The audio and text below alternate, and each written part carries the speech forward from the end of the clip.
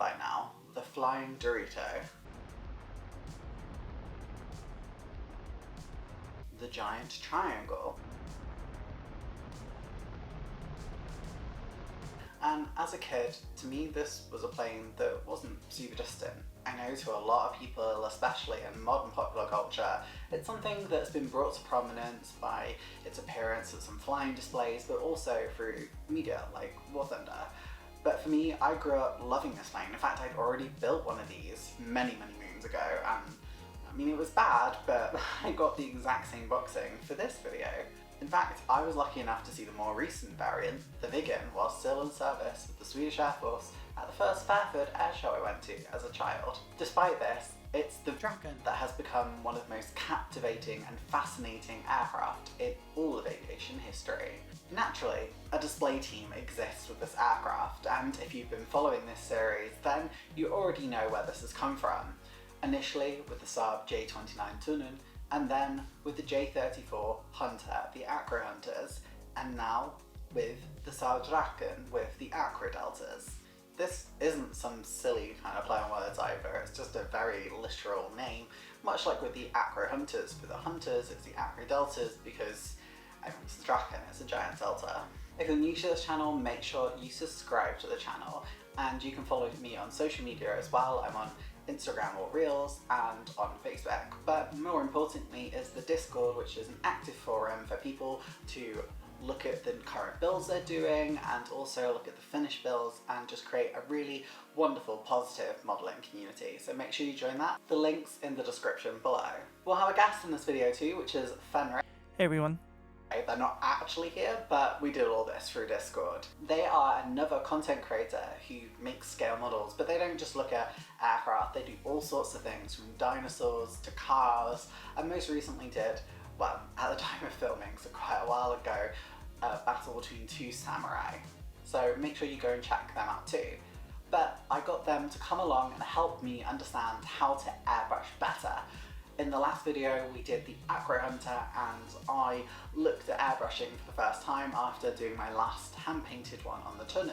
So this video we're looking at how to do lots of different techniques and especially metallics, hence the outfit. Before we get into that though, we need to have a look at the history of the Acro Deltas. As per the previous video, I've used the same two references for this, and that's the Key Aero article and also my book on Team 60. Both of these you can find further information in the link below, but they're what I've used to do my research for this video. Coming into being in 1963, as we've established with a very unoriginal name of the Acro Deltas, the Acro Deltas replaced the Acro Hunters as the display team of Sweden. The Drakens themselves were not specifically for the display team, they were just aircraft in regular service with the silver finish. When they were going for a display, I guess a couple of events or a season, they had their tail painted with a blue and then a yellow edging to it with the insignia of Acro Deltas. In fact, when you look at both the decal instructions that I bought for this model and also in general research, you'll find that the placement of the Acro Deltas logo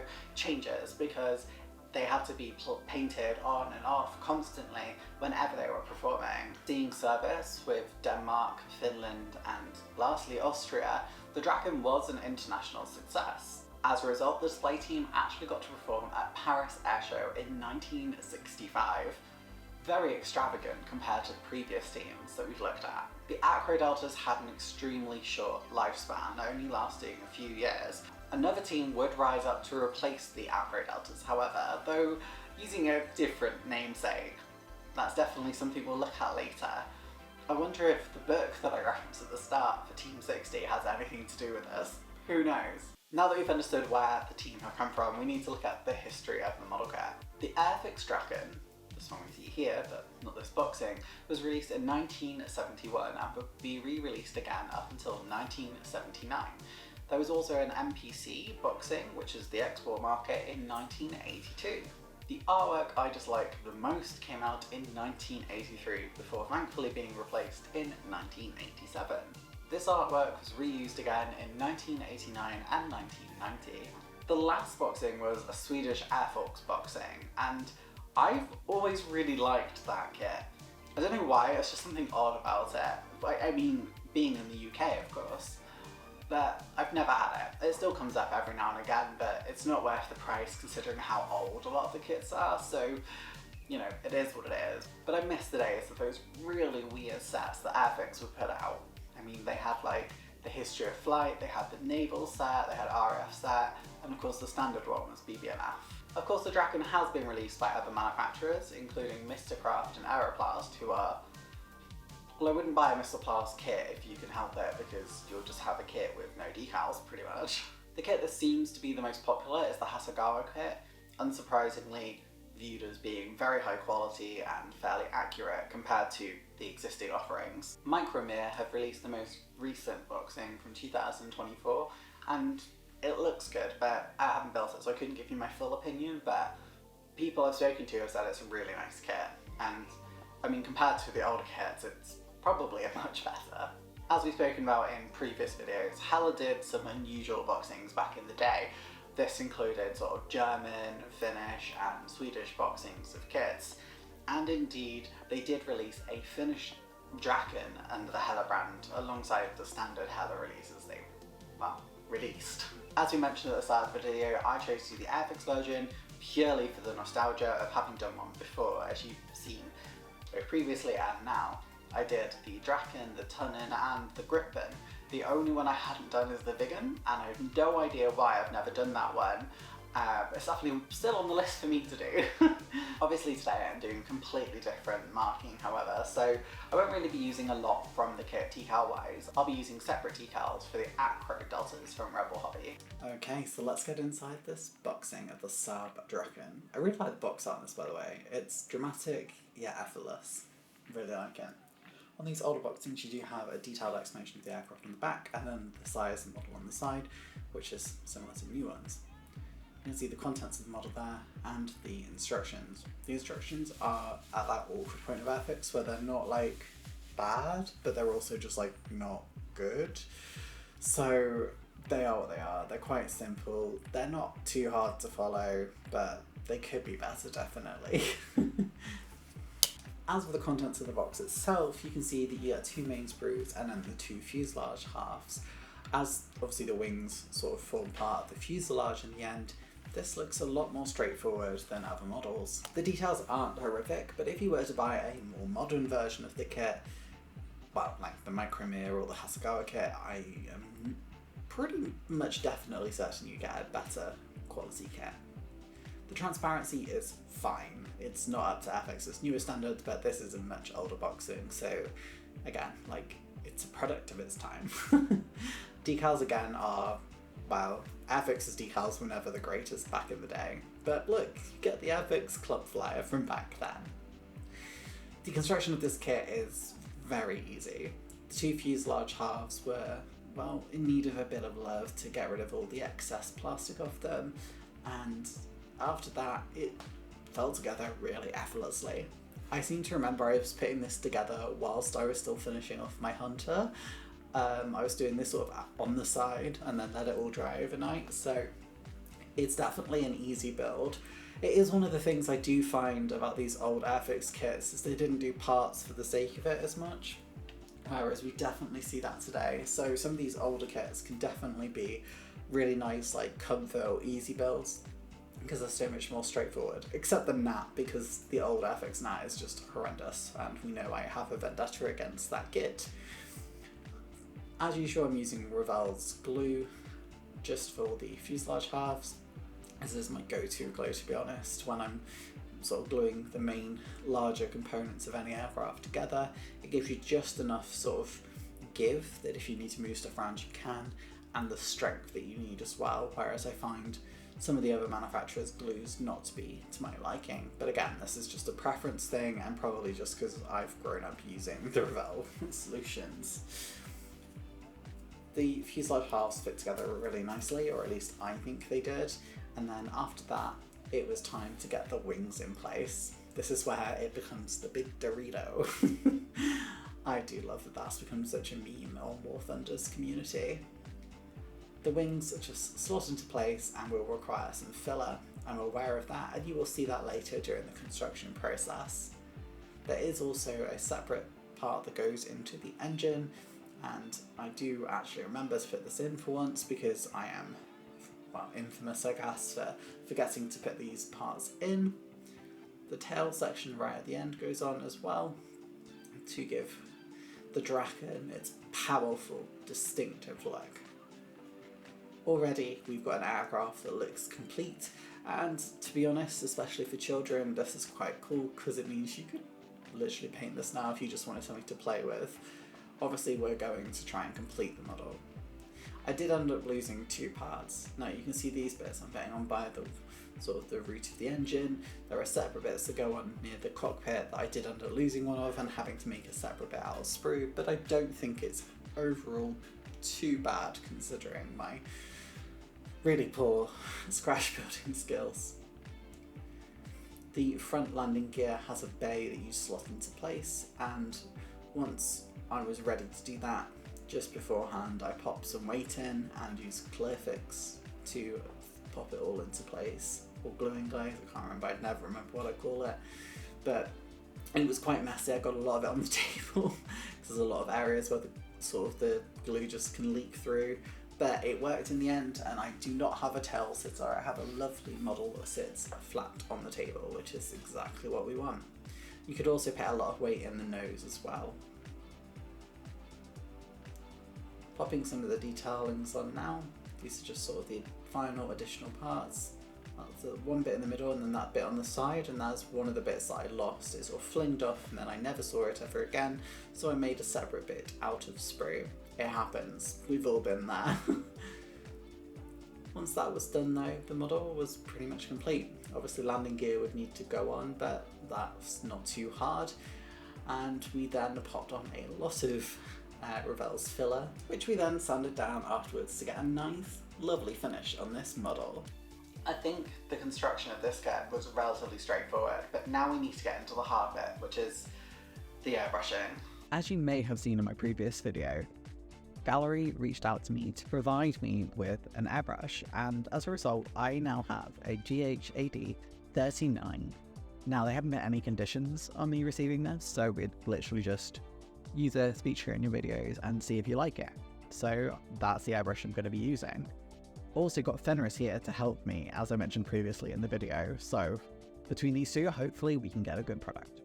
Now I've undercoated the model itself with Tamiya's extra fine grey primer, which is just my go-to primer. Once this is done, we need to deal with the fact that the plane is purely aluminium, bar the tail section. I have Life Colors metallic set too, which includes a few aluminiums, but I had no idea how to shade this. Best way, or at least the way that I find the most effective to get a controllable variance on metallic models, specifically planes, is with pre-shading. Pre-shading means essentially painting black onto panel lines, overall panels, or just general areas that would have shadows, like at sharp corners or any of those kind of places.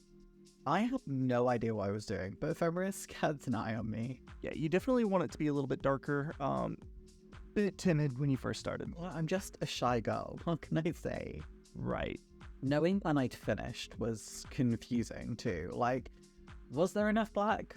Was there enough coverage? It was kind of confusing. It's definitely a preference thing. Some people like to be really fine with their lines and only getting like the exact panel line. Others like myself prefer to be a little bit messy and in general and just kind of tidying up a little bit afterwards, or just leaving it as it is. All of it kind of provides its own variance.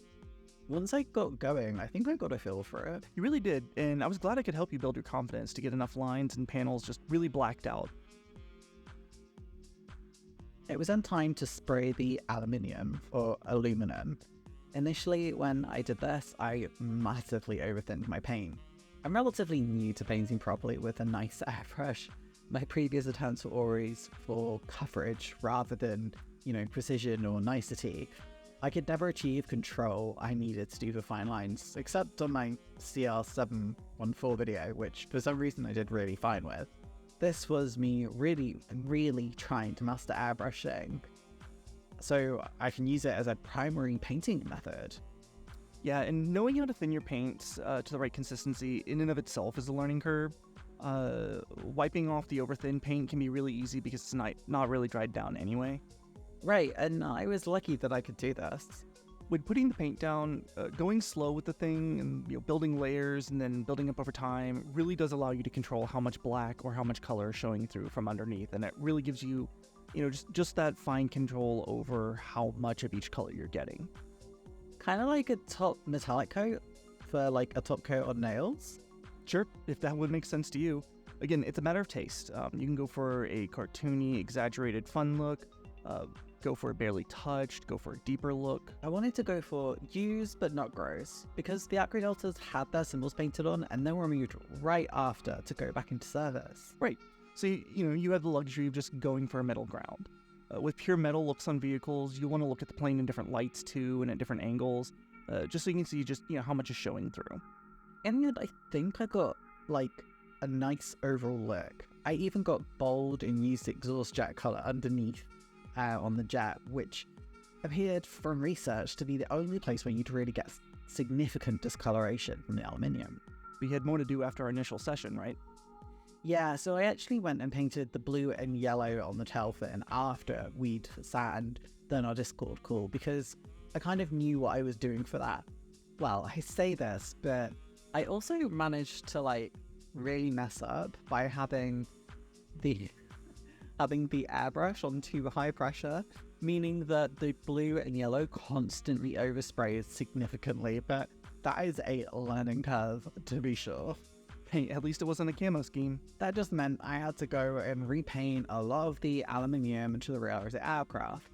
It is what it is. And I've learned that I need to cover the aircraft if I was doing this again in the future, which obviously I will be doing. It's a novice mistake, and it's definitely an opportunity to grow. I really think that you did a really good job on this. Again, a lot of this is a lot of learning curves, just kind of a lot of getting a feel for things and kind of developing your own art style, right? Like this is an element of that art style aspect of this hobby that people kind of gloss over when we get so focused on the hyper realistic. But everybody does have their own art style, and I think that that's one of those things that we all kind of find, and that I think that you're in the process of finding as you do more with these things, and it's really a lot of fun just kind of seeing you go through this process and to even be a part of it. So thank you very much for letting me, come on and be a part of it. Well, you've seen me build the kit, you've seen me paint the kit, so I guess there's nothing else to do but to see the Draken popping off.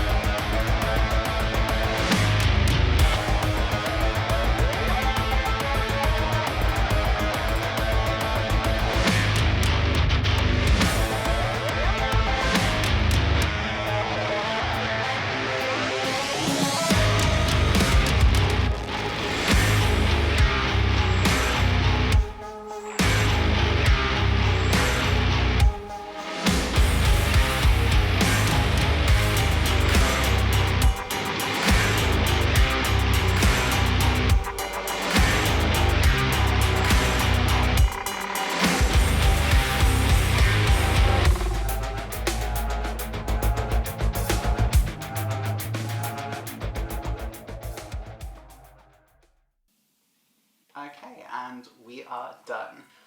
I absolutely love the model that I've done, and thank you, Fenris, for your kind words and also for participating in this video. I genuinely can't get over how nice this model looks. Is it the best? No. Have I done too much on the black? Yes, but I absolutely adore what I've done here. I really couldn't have done this without the help of another content creator, or modeler, in this case Fenris, and I guess this is why I think it's really cool that we have the community we do in model making, because asking for help isn't frowned upon and it helps you create such wonderful pieces of work. I just love the metallics on this. It really does have a lovely sheen to it, and you can really see that pre-shading. It really makes me happy seeing all three of these in a line. Obviously there's one aircraft missing that I'll be adding to not too long, but we need to finish that one first. In terms of whether you should buy this kit, I would probably recommend to buy a more recent kit. It's not that the Airfix kit is bad, but realistically it goes for quite a high price considering the age of the kit, and the decals are going to be hit and miss, just again due to age, whereas the Hasegawa kit is still really easily accessible and has some really lovely markings, and the Micromere kit is also relatively easily accessible and also isn't too expensive. You could also buy some of the other unboxings, but I probably wouldn't recommend Mr. Craft. See the Hunter video if you want to understand why, but yeah, I'd probably recommend those two instead. It's not that the Airfix kit is really bad, it's just that you can get much better for the price. So as I say, if you really want the Airfix one for like nostalgia reasons like me, then buy. If not, fly away and get something else. Thank you so much for joining me for this video. I hope you've had a lovely time. I look forward to seeing you in the next one where we're going to be doing the SK60. So keep yourself subscribed to make sure you know when that video is coming out. Drop me a comment below on how you think I did on airbrushing the first time with like metallics properly. I think I did okay, but I want to know what you guys think and if you have anything I could improve. Finally, make sure you join the Discord as well so you can partake in discussions around building and build reports and finish builds as well. So I'll see you in the Discord as well. Thanks for being here again, guys, and I'll see you in the next video. Bye! Thank you to all of my channel members. As usual, shout out goes to the advanced kit level members, including Bob and Genevieve Albridge, David Barber, Taggers365, Jeff's Dioramas, Iron Duke, and my two longest subscribers, Explosive Water and Crazy Locha. If you've enjoyed what you've seen here today, make sure to hit that subscribe button and, well, there's a recommended video here just for you. So why don't we go and have a look together? Wherever you are, have a lovely day. Bye!